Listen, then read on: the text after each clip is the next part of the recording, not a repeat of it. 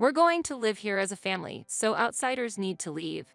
My mother-in-law slowly and carefully explained this to make sure I understood. Nelda's face turned red while she put her hand over her mouth. Unable to hold back, Nelda burst into laughter, which triggered my mother-in-law to laugh out loud as well. Right after my father passed away, my in-laws seemed to have been lying in wait, and they showed up trying to take over our high-rise apartment. Surrounded by their laughter, I just bowed my head. My shoulders were shaking. Perhaps feeling pity for me, Brad spoke words of comfort. Don't be so down. I let you be by your father's side, so you should have no regrets. Now it's my turn to do the same. Why don't you go visit Helen? Though, I'm not sure if she will be okay with it. I shook my shoulders, holding back my tears. But I couldn't bear it anymore. Suddenly, I lifted my face and started laughing loudly. Ahahaha. I wiped the tears from the corner of my eyes. Do as you please. I've already contacted the lawyer. It's arrogant to emphasize that I did my filial duty. Thinking that they were enjoying themselves behind our backs, deceiving me and my father, anger welled up within me. I was determined to spoil their plans of joy following my father's death. I am Michelle White, 53 years old. My only daughter, Helen, graduated from university this year and started working. I thought I'd be more at ease after finishing raising her, but I'm still worried about Helen, who lives alone in the city. It has been 6 months since she started her job, but she hasn't come home even once. I wonder if Helen is eating properly, I blurted out during dinner with my husband. Tonight's menu was meat and potatoes, Helen's favorite. Eating that, I couldn't help but think of her face. She just started her job, so I know she's busy, but that's exactly why I want to make nutritious meals for her. Brad was right in front of me, but he didn't even glance my way. He clutched his smartphone in his left hand, staring at it while eating. He wasn't focused on the meal, spilling the broth on the table and making unpleasant chewing noises. Brad, are you listening? Brad gave no response. It seemed like my voice never reached his ears, and the concerns I had once again felt like mere monologues, shutting my anxious feelings in. When was the last time Brad and I had a proper conversation? I never thought we would become a couple so lacking in communication when we got married. I met Brad 23 years ago. A friend introduced him to me just before I turned 30. Brad was well-educated and worked for a major company, which made me nervous, but I was immediately taken by his kind, confident smile. It seemed he liked me too, and we started dating. He always planned dates at sophisticated cafes and romantic spots featured in fashion magazines, escorting me each time. I've been really focused on my work and didn't have much luck with women, but meeting you felt as if it were predestined. I can tell you are the one for me. His handsome features made even the sweetest words seem fitting. He was like a prince who openly expressed his love. But I was not a princess. I was just an ordinary office worker. I was anxious about whether I was good enough for someone so elite. While I was having such worries, Brad unexpectedly proposed to me. While it should have been a joyful moment, the fact that we had only known each other for 2 months made me anxious, and I couldn't say yes. When I shared my concerns, he gently embraced me and whispered in my ear, "Marriage doesn't need extra emotions. To me, you are the best." So we got married, and I felt like the happiest woman in the world. That was until the day after our wedding when our new married life began. "Michelle, are you really going to feed me this?" Brad said coldly as he looked at me, setting the breakfast on the table. His face was very cold, and he clearly seemed in a bad mood, though I couldn't understand why. It was our first day living together, so I had put extra effort into the cooking. I prepared a lavish breakfast, including an omelet with crispy bacon, yogurt parfait with berries and oats, and freshly baked scones right from the oven. I just need coffee and bread in the morning. It's hard to read the newspaper with anything else. Ah, I see. You're the type who doesn't think about efficiency and enjoys a leisurely, inefficient meal in the morning. How that figures. Brad's attitude had changed completely since yesterday. I was so surprised by his words that I was left speechless. He stared at my shocked face. "That foolish look on your face, I like it," he said with a grin. However, he left the house without touching the breakfast. Left alone with the untouched meal, I had no choice but to stand there. I had planned to take the day off work to tidy up the house, but I was so shocked by his words that I couldn't move, neither physically nor emotionally. Around 9 a.m., the doorbell rang. When I opened the door, my mother and sister-in-law Nelda entered the room without a greeting. Michelle, it seems you tried to impress Brad with your cooking this morning, but that was futile. Brad is not a simple man who can be manipulated with food," my mother-in-law continued without pausing for breath. Brad always eats bread at home and goes to work as usual. It's unfortunate for him, especially so early in the marriage. Nelda grimaced as if enjoying the situation. It seemed Brad had stopped by his parents' house before going to work this morning. A minor misunderstanding between us had been exposed to his family, and I felt embarrassed. Nelda looked around the room and sighed dramatically. Mom, look, there are still moving boxes in the corner of the room. Michelle is really sloppy, isn't she? Oh, I was just about to clean those up, I replied desperately, but my mother-in-law immediately dismissed it. No excuses. Look, you're just an ordinary office worker who is all talk and no action. You're not a good match for Brad, not at all. You should be grateful that he accepted someone like you. My mother-in-law sat down. Now, make some tea. You should at least be able to serve tea without being told, she hurried me. I quickly made the tea and offered it to them. After taking a sip, my mother-in-law snorted with laughter. This is terrible. The tea is too weak. For someone who works as an office worker serving tea, this is quite poor. Both my mother-in-law and Nelda slurped their scalding tea noisily. I wonder if Brad is truly satisfied with such a girl. Well, maybe that's just what you get from a daughter-in-law. Brad does like you, Michelle. Despite their insinuating comments, I couldn't find the courage to speak up in front of my husband's family. Nelda lived at home. She was single and surrounded herself with idle merchandise. She wasn't even a regular office worker like me, and she even recently quit her part-time job at a supermarket. Despite being hurt by her remarks, I had no room to argue. I had hoped for a sweet newlywed life, but my husband scorned me, and my mother-in-law and Nelda often made snide remarks. This was not the life I had hoped for. I couldn't consider divorce right after getting married. Half a year later, while I was troubled, I became pregnant and eventually gave birth to Helen. The blatant nastiness from my in-laws decreased. It wasn't because they were too cruel to berate a mother in front of a young child. Rather, it was because Nelda became obsessed with the popular Korean wave.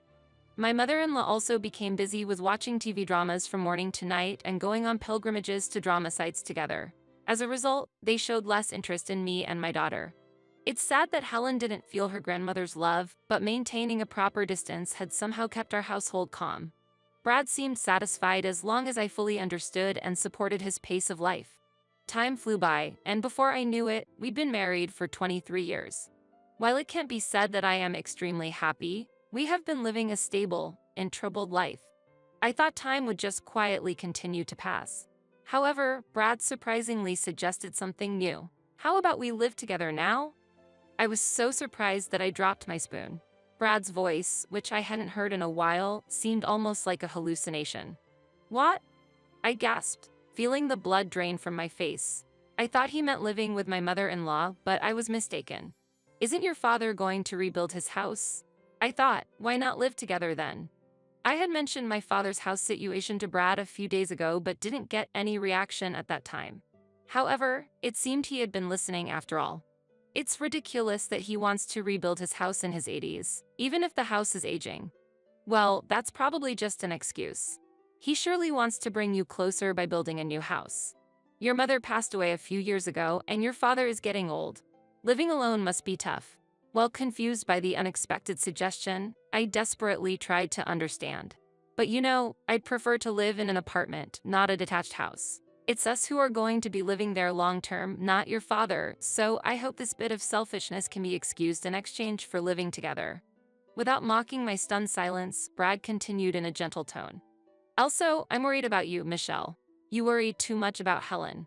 Now that you're finally free from childcare, it's time to start the second phase of your life. Changing environments will help refresh your mood. Thank you, Brad. Although he might seem aloof, he had been considering my feelings. Tears welled up in my eyes.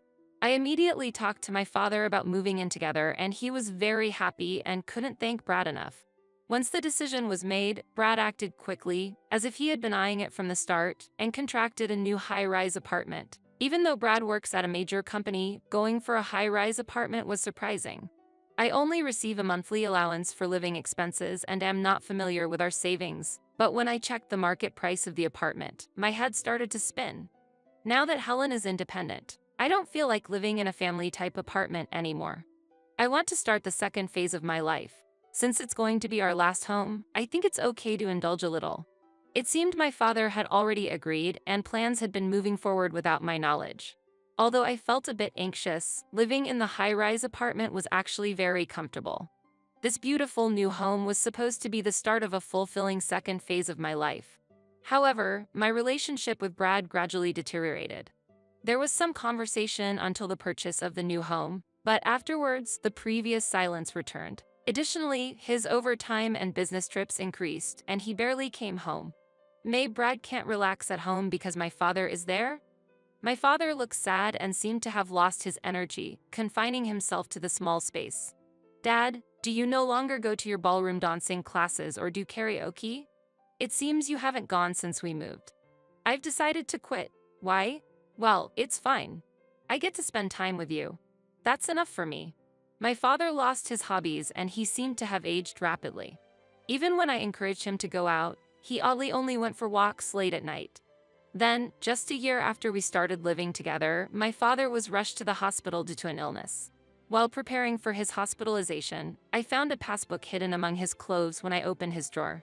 It felt wrong to go through my father's personal items, but something felt off. When I opened the passbook, a surprising truth was revealed. Dad, what is this all about? I rushed to the hospital and confronted my father directly.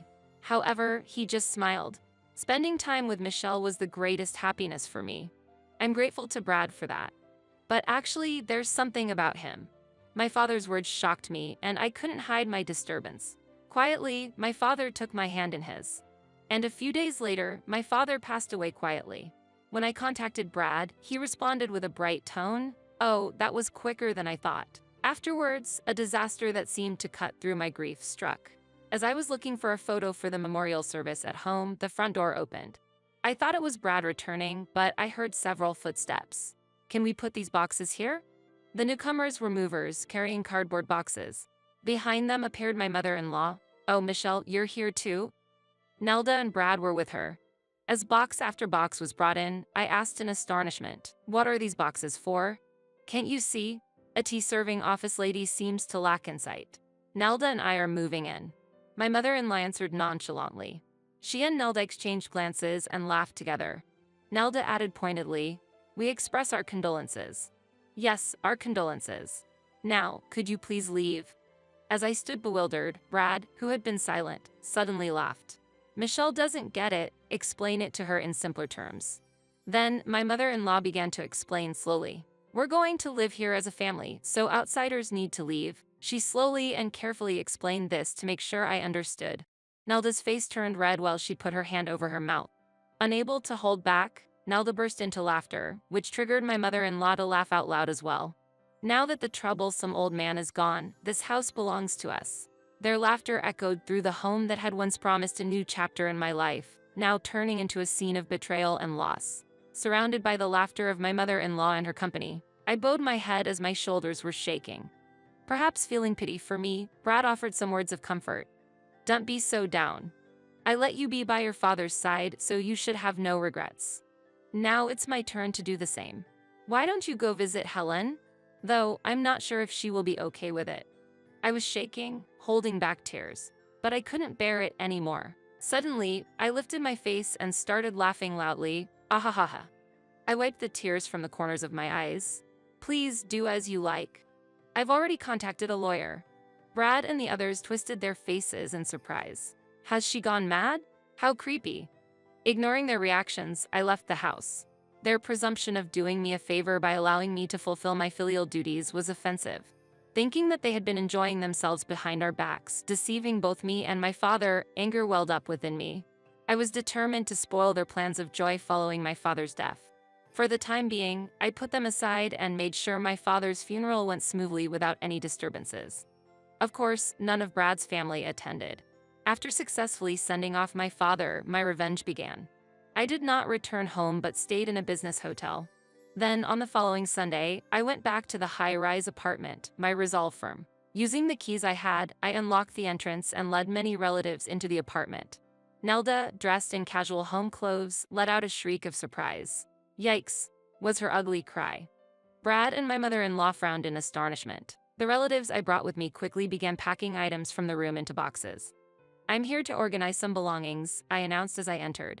Initially, my mother-in-law responded with a nod, but her demeanor quickly changed, snapping, "Why suddenly? This is absurd. It's absurd?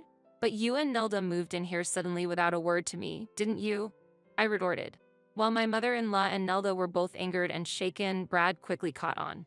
"Hey, don't touch our things," he shouted at the relatives who had begun to pack not just my personal items but also the furniture and appliances. Temporarily confused, my relatives halted their packing, but I urged them to continue. "Don't worry, these are my belongings, please take them to the new house. And their stuff to the storage unit," I directed them. My relatives nodded and continued to pack everything in the room. "What are you doing without permission?" Brad exclaimed. "Without permission? Isn't that exactly what you did?" I snapped back. As my relatives moved back and forth, a man in a suit appeared. "This gentleman is here from a real estate agency to appraise the property today." I introduced him. "Appraisal?" Brad reacted in shock, too bewildered even to accept the business card offered to him. "Yes, can't you see? Think about it a little, Brad. I'm planning to put this apartment on the market." Brad, my mother-in-law, and Nelda were all wide-eyed with surprise. Unable to hold back, I laughed aloud at their dumbfounded expressions. "Why are you surprised? This house was purchased by my father and you all have no right to live here." Meanwhile, my mother-in-law, in a panic, insisted, "What do you mean? Wasn't it just that Michelle's father helped with the down payment?" Pressing Brad for answers. It seemed she was under the misconception that my father had only contributed a small amount of money. Brad remained silent. As the room quieted down, I explained the situation. I truly appreciated Brad suggesting that we live with my father, but it turns out he was just after my father's assets. In reality, Brad had persuaded my father to buy the apartment without my knowledge, and that was the hidden condition of our cohabitation. My father had exhausted his savings to purchase the apartment. What's the problem? It's smarter for us to buy the apartment than for an elderly person to rebuild a house unnecessarily. It's a wise investment. In the end, Michelle did her filial duty, so no complaints are needed. Indeed. I am thankful for the time I spent with my father. See, Brad's confidence was revolting. Remembering my father's bank account pained me. Initially, it was emptied for the apartment purchase, and thereafter, as soon as the pension came in, it was immediately withdrawn. My father's decreased enjoyment of his hobbies was because he no longer had the financial freedom. Not only the savings, but you were also withdrawing the pension as living expenses. How greedy can you get? Unable to bear my direct gaze, Brad looked away. "However, now I'm glad that my father bought this place. As his only daughter, I inherit this home and can put it on the market right away. It would have been troublesome if you had contributed even $10,000 to make it a joint ownership. So, what was that about outsiders should leave? Don't make me laugh. You're the ones who need to leave this house." To cover Brad's embarrassed face, my mother-in-law stepped forward. Yes, sorry. It was really wrong of us. My son has caused trouble. Is that enough? We're sorry for using your beloved father-in-law's money. But he's passed away. Why blame Brad for something a deceased person was involved in? Michelle, you really are persistent. My mother-in-law had completely shifted gears, realizing the direness of the situation while Nelda approached me. "Who said you are an outsider? Stop this ridiculous joke. We are family. We came because we thought you'd be lonely after your father-in-law's death. Why don't we live together nicely?" The audacity of them acting like family after trying to drive me out was beyond infuriating. I don't even feel angry anymore. "Brad, what do you think? Am I an outsider? Are you thinking of divorce?" Brad answered in almost an inaudible voice. "No, I'm not planning to divorce. I love only you, Michelle, so please don't say anything about selling the house." The Brad who had once looked down on me was no longer there. Seeing Brad hang his head in shame, I couldn't understand why I had ever been accommodating to him. "You love me? That's clearly a lie. After all, you're just after the house I inherited," I said provocatively. "No, I truly love you," Brad retorted. "Stop it, you're making me sick. How dare you say those words after having an affair? That's shameless." At that moment, I confronted him with several photos. They were pictures of Brad entering a hotel with another woman, looking intimate. Brad had no room for denial. "What is this?" he stammered. "These are pictures I got from Dad," I informed him. "From that old fool." Brad hadn't been coming home and was just demanding money. Dad was suspicious all along. I was shocked because I hadn't doubted you. When you spend a lot of time with someone, you don't notice the abnormalities. I don't know how long you've been cheating, but I feel like all the time I spent with you was wasted. It really hurts. My father, unfamiliar with using his mobile phone's camera, had taken several photos of Brad's infidelity. He had debated whether to tell me, but had collected evidence during his supposed night walks. Just before he died, he told me about the infidelity along with the financial issues. Let's get a divorce, I initiated. But Michelle, Brad tried to interject, but I cut him off. Do you think you have a choice? Brad clenched his teeth. My mother-in-law clung to Brad's arm, whispering accusations. This isn't what we planned. We thought Michelle was just a simple office lady that we could easily manipulate. Confirming that I was chosen as a marital partner as merely a housekeeper and understanding why Brad's attitude cooled after the marriage. It turned out that the father of the so-called housekeeper was financially well off, seen as useful, and exploited similarly. An office lady should be obedient. Why are you resisting? You used to be so quiet, and now you've become clever as you've gotten older. This is marital fraud. Brad was deceived. My mother-in-law cried as she clung to Brad. It pained me to corner a crying mother-in-law, but I couldn't remain silent any longer. You keep mocking me as just an office lady, but isn't that all in the past? Dragging decades-old issues into the modern days with such outdated views is extremely backward. It's like you're declaring yourself outdated. Don't you find that embarrassing? My mother-in-law was visibly angry. How dare you, a mere daughter-in-law, speak like that? She retorted. The atmosphere was tense, the reality of our fractured relationships starkly apparent. The house, once a symbol of familial unity and potential prosperity, had become an arena of betrayal and exposed secrets, underscoring the vast gulf of misunderstanding and manipulation that had underpinned what I once believed was a loving relationship. Brad, with tears in his eyes, raised his voice in defiance. Yeah, you couldn't live without me. He trembled like a small dog trying to stand its ground. Brad, you know I work too. Maybe my salary wasn't enough for the high rent or for Helen's education expenses. But tears spilled from Brad's eyes, yet I continued. I can earn enough to cover my own living expenses. It was tough to balance raising a kid and work, but I'm really glad I kept going. Thank you for everything, Brad. Goodbye. My mother-in-law glared at me with fury, but as Nelda tried to intervene, my mother-in-law ignored her and screamed her true feelings.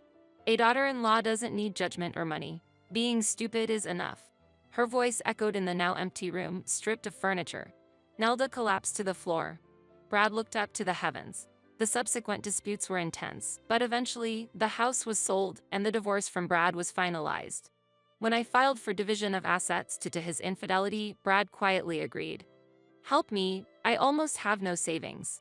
While he had been wasting money, it turned out that his salary was much less than expected. Despite working at a large company with a high education, he had not advanced to a useful position even after turning 50, was not entrusted with significant tasks, and hardly did any overtime. As a result, his take-home pay was nearly the same as a new employee. Of course, his claims of being away on business or working overtime were lies. He was actually having an affair. That's why he broke down whenever we talked about money. What exactly had Brad been doing at his job? The thought that he might have been doing nothing more than making copies and serving tea was almost laughable. I made sure to receive a substantial amount in division of assets from Brad without mercy. Just when everything seemed settled and I felt relieved, only 3 months after the divorce, Brad reached out to me, suggesting we get back together, which made me shiver.